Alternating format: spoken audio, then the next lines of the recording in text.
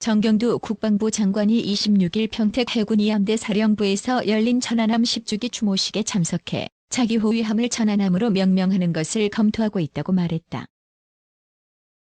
정 장관은 추모사에서 우리 군은 자기 한국형 호위함 중 한 척을 천안함으로 명명하는 것을 검토하고 있다면서 바다를 지키다 산화한 우리 영웅들의 이름은 대한민국과 함께할 것이며 천안함은 우리 국민들의 마음속에서 영원히 항해할 것이라고 밝혔다.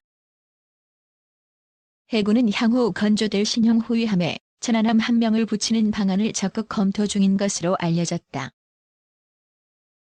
과거 해군은 초기함에 천안함, 진해함, 군산함, 동해함 등 중소도시 이름을 붙였고 노후 초기함을 대체하는 2,800톤급 신형 호위함에는 대구함, 경기함, 서울함, 강원함 등 광역시, 도급 이상의 명칭을 붙였다. 만약 천안함 명칭이 신형 호위함에 명명된다면 예외적인 사례가 된다. 앞서 군은 참수리 고속정을 대체할 유명하급 미사일 고속함을 새로 건조하면서 연평해전의 교훈을 살린다는 취지에서 미사일 고속함 6척의 고유명하 소령 등 제2연평해전 전사 장병들의 이름을 붙였다. 천안함이 부활하면 해전의 교훈을 살려 한 명을 제정한 두 번째 사례가 된다. 정경두 천안함, 국민 마음속에서 영원히 항해 군 내부에서는 새 천안함 명칭이 오는 2024년께 해군에 인도될 차기 호위함 3차 사업 1번함 한 명이 될 것으로 예상한다. 군은 지난 2018년 말 대우조선해양과 차기 호위함 2차 사업 호위함 5, 6번함 건조 계약을 체결한 데 이어 지난 16일 현대중공업과 차기 호위함 3차 사업 체계개발 계약을 맺었다. 체계개발이란 해당 무기의 상세 설계와 건조, 시험평가 및 해군 인도까지 무기 납품의 전 과정을 말한다. 차기 호위함 3차 사업은 2차 사업 대비 대공, 대잠수함 탐지 및 대응 능력과 생존성이 크게 향상된 것으로 알려졌다. 현대중공업과 계약을 맺은 방위사업청 측은 차기 호위함 3차 사업은 노후화된 현재 해군의 호위함 및 초기함을 대체하기 위해 대공 및 대잠 탐지 능력이 향상된 함정을 4천억 원을 투입해 국내 기술로 건조하는 사업이라며 오는 2024년 개발을 완료해 해군에 인도할 예정이라고 밝혔다. 3차 사업인 만큼 1, 2차에서 드러난 오류를 수정, 보완하고 성능을 개량해 현존 호위함 중 최첨단 기능을 모두 탑재하게 된다. 2차 사업 때와는 달리 레이더 및 적외선 추적 장비를 사면 고정형으로 설치한 복합 센서 마스트를 탑재해 탐지 장비 음향구역을 최소화했다. 이로써 표적 탐지, 처리 능력이 향상된다. 또한 수중 폭발 때 함정 손상을 최소화하고 생존성을 높이는 장치를 새롭게 적용하고 항해 시 파도 저항을 최소화하는 선형도 적용한다. 현존 호위함 중 세계적인 경쟁 우위를 확보해 향후 국제방위 산업 시장에서도 활약할 것으로 기대된다.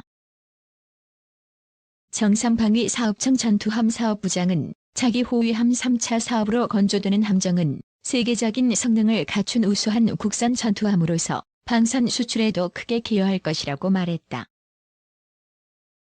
한편 정 장관은 이날 추모사에서 이제는 천안함 피격과 같은 과거의 아픔이 두 번 다시 되풀이되지 않도록 NLL을 더욱 견고하게 지키고 북한의 비핵화와 한반도의 항구적인 평화를 정착시켜 나가야 한다면서 우리 군은 평화를 지키고 전쟁의 걱정이 없는 평화로운 한반도를 만들어 나갈 수 있도록 최선을 다할 것이라고 강조했다. 차기 호위함 3차 사업 1번함 스펙은 국산 노하우, 총집결 세계적 전투함. 이날 오후 2시 이함대 안보공원에 전시된 천안함 선체 앞에서 열린 천안함 10주기 추모식은 정경두 국방부 장관이 직접 주관했다. 현직 국방장관이 추모식을 직접 주관한 것은 올해가 처음이다. 행사는 개식사, 천안함 46용사에 대한 묵념, 작전 경과 보고, 천안함 46용사 다시 부르기, 헌화, 분향, 국방부 장관 추모사, 육해공군, 해병대 합창단 추모 공연 등 순으로 진행됐다. 코로나19 상황을 고려해 참석자 규모를 예년보다 줄였다. 천안함 유가족과 생존 장병을 비롯해 심승섭 해군 참모총장, 이승도 해병대 사령관 등 군 주요 인사와 이병구 국가보훈처 차장, 손정목 천안함재단 이사장 등 150여 명이 참석했다. 해군은 추모 행사장의 현장 검역소를 운영하는 등 철저한 방역 대책을 강구한 가운데 진행된다고 설명했다. 추모식은 46용사에 대한 묵념에 이어 해군 의장대가 조총 19발을 발사하면서 시작했다. 이 함대 22전 투전대장 김태환 대령은 2016년 3월 26일 천안함 피격 과정을 설명하면서 천안함 46용사와 한주 호춘위에 숭고한 희생은 국민들에게 나라 사랑 정신을 일깨우고 장병들에게는 해양 수호 의지를 강화하는 계기가 되어 튼튼한 안보의 구심점으로 영원히 기억될 것이라고 보고했다. 이어 천안함 피격 당시 생존한 김윤일 예비역 병장은 46용사 이름을 모두 호명했다.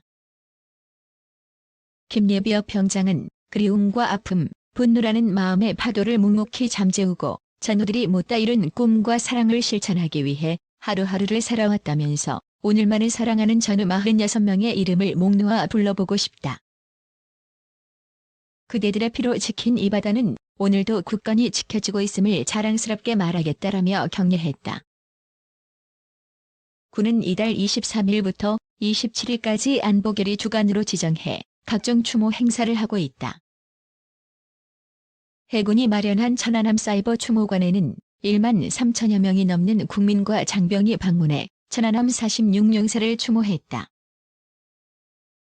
민군 합동조사단에 따르면 해군 초계함 천안함은 2010년 3월 26일 오후 9시 22분 백령도 서남방 해상에서 경계 임무를 수행하던 중 북한 잠수정의 어뢰 공격으로 침몰했다. 승조원 104명 중 46명이 전사하고 58명이 구조됐으며 두 동강이 난 선체는 이 함대에 전시되어 있다. 앞서 2010년 9월 천안함 충남 천안 범시민대책위원회가 당시 이용걸 국방부 차관과의 면담에서 천안함 재건 범천안 시민 서명부와 함께 천안함 재건 촉구 건의문을 전달한 바 있다. 이후 한동안 군 일각에서 신천안함, 뉴천안함 등의 함명이 언급된 적이 있다. 북한 16번째 발사체 발사. 2019에서 2020년 어떤 발사체 왜 쏘았나? 합동참모본부는 21일 오전 6시 50분 북한이 미상의 단거리 발사체를 발사했다고 밝혔다. 이어 이날 오전 7시 21분 우리 군은 이날 오전 평안북도 지역에서 동해상으로 발사된 단거리 탄도미사일로 추정되는 발사체 2발을 포착했다고 추가 공지했다. 이로써 북한은 올해 들어 세 번째, 지난해와 올해 도합 16번째 단거리 발사체를 발사했다. 북한이 올해 2차례 발사한 초대형 방사포의 연속 발사 시험을 했을 것으로 추정된다. 북한은 특히 올 들어 방사포이면서 단거리 미사일의 능력도 갖춘 것으로 평가되는 신무기 초대형 방사포 개발에 매진하는 모습이다. 이 무기는 패트리엇이나 사드로 요격하기 어려운 지상 30km대 저고도에서 200여 km를 날고 탄두에는 핵무기를 탑재할 가능성도 있어 우리 군과 주한미군으로서는 가장 위협적인 무기로 여겨진다. 북한은 이 무기의 4회 연속 20초 간격 연속 발사를 목표로 하고 있는 것으로 보인다. 북한은 초대형 방사포 시험만 최다 6회외? 북한은 1구에 5회 실전화를 위해 연발 사격 능력 확보에 매진하고 있는 것으로 보인다. 지난해 8월 24일, 9월 10일, 10월 31일, 11월 28일 등 4차례의 초대형 방사포를 시험 발사해서 연발 사격 시간은 1차 17분, 2차 19분, 3차 3분, 4차 30초였다. 지난 2일 5차 발사에서 지난 9일 6차 발사의 연발 사격 시간 역시 20초로 전보다 10초를 더 단축시켰다. 테레는 원통형 발사관 4개가 탑재돼 있어 이론상으로 4발을 연속 사격하려면 최소 80초가 걸린다. 1차와 2차 등 개발 초기와 비교하면 기습 발사 능력이 크게 향상된 것으로 평가된다. 러시아의 이스칸데르 미사일은 2발 사격에 약 1분이 소요되는 것으로 알려졌다. 북한 초대형 방사포가 1분 내외의 시간에 3에서 4발을 기습 발사하고 테리 은밀하게 회피할 경우 반격하기가 극도로 어려워진다. 우리 군이 구상하고 있는 킬체인에 의한 원점 선제 타격 능력은 아무리 빨라도 5에서 6분이 걸리는 것으로 알려졌다. 600mm급의 초대형 방사포가 30에서 50km의 저고도로 200여 km를 비행한다는 특징도 주목할 부분이다. 이런 대구경 방사포는 북한 외에서는 알려진 바가 없다. 400mm급 대구경 다연장 로켓을 운용하고 있는 중국보다도 구경이 더 크다. 북한 초대형 방사포의 탄 뒤에는 특수목적탄을 탑재할 수 있는 것으로 평가된다. 특정 탄을 탑재해 위력을 극대화한 초대형 방사포가 발사돼 이번과 같이 저고도로 수백 킬로미터를 비행하면 요격이 쉽지 않은 것으로 알려졌다. 고도 20에서 30km 내외에서 적미사일을 요격하는 패트리어트나 50에서 150km의 고고도에서 요격하는 사드가 모두 무용지물이 될 수 있다는 얘기다. 저고도에서 요격 임무를 띠는 패트리엇이나 한국형 패트리엇이 적미사일을 감지하고 발사되더라도 적미사일의 고도가 워낙 낮고 거리가 가까워 요격 시간이 촉박한 것이다. 또한 연발 사격 능력이 향상돼 수분 동안 초대형 방사포 수십 발이 북한 전역에서 발사될 경우 이를 모두 요격하기란 더욱 어려워진다. 북한은 주한미군의 사드가 배치된 시점인 2017년부터 초대형 방사포 개발에 착수한 것으로 알려졌다. 최대 사거리 200km가 넘는 300mm 신형 방사포를 2016년 말께 실전 배치했고 이어 직경이 2배인 600mm급 초대형 방사포 개발에 나선 것이다. 그리고 3년여 만에 사실상 실전화를 이뤄낸 것으로 평가된다. 이런 관점에서 북한 초대형 방사포의 미흡한 부분은 연속 발사 간격이다. 지난 9일 발사에서는 총 3발이 발사된 것으로 탐지됐다. 첫 발과 둘째 발의 발사 간격은 20초, 둘째 발과 셋째 발의 발사 간격은 1분 이상으로 탐지됐다. 4발을 연속 발사할 때 발사 간격이 모두 20초 내라면 실전 배치 가능한 수준이라고 군 당국은 평가한다. 북한이 최근 계속 1-9에 5를 발사하는 이유도 이 문제를 해결하기 위한 것으로 보인다.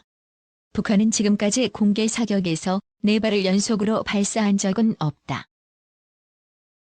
지난 9일 북한이 4발 연속 사격에 도전했다가 실패했을 가능성도 있다. 미국 CNN은 이번 발사체가 4발을 발사했다고 보도했다. 우리 군 탐지 자산에는 3발로 포착됐다. 만약 북한이 실제로 4발을 쐈다면 한 발은 실패한 셈이다. 이런 점에서 군 당국은 북한의 이번 발사가 초대형 방사포의 성능 개선 및 점검 차원인 것으로 분석한다. 2019년 13번, 2020년 3번 발사체 시험 발사, 지난 15회의 발사를 보면 북한은 총 6종의 발사체를 북한 전역에서 발사했다. 한국군 최고사령부인 합동참모본부는 북한이 지난해와 올해 총 15회에 걸쳐 시험 발사한 단거리 발사체에 대해 1-9에 1에서 1-9에 6 등 6개의 코드명을 붙여 분류하고 있다. 우리 군은 통상 KN-23과 같이 미군이 북한 발사체에 붙이는 코드명을 공용해왔으나 북한의 단거리 발사체 시험 발사가 다양한 형태로 계속된 지난해부터 한국군 고유의 코드명을 붙이기 시작했다. 북한의 발사체 분석 및 평가에 있어 한국군의 주도적 역할을 강조하기 위한 것으로 보인다. 19는 연도, 그 다음 숫자는 발사체 분류에 따른 번호, 그 다음 SRBM 또는 SLBM은 미사일 특성을 뜻한다. 합참에 따르면 1-9에 1 SRBM은 북한식 표현으로 신형 전술 유도탄이며 러시아 이스칸데르 미사일과 유사한 비행 특성을 보여 북한판 이스칸데르라고 부르기도 한다. 1-9에 2 미상 SRBM과 1-9에 3 미상 SRBM은 신형 대구경 조종 방사포, 1-9에 4 SRBM은 세무기, 1-9에 5 SRBM은 초대형 방사포, 1-9에 6 SLBM은 북극성 사명 등의 북한식 명칭으로 구분된다. 두 차례 발사된 발사체는 1-9의 OSRBM으로 북한은 초대형 방사포라 부른다.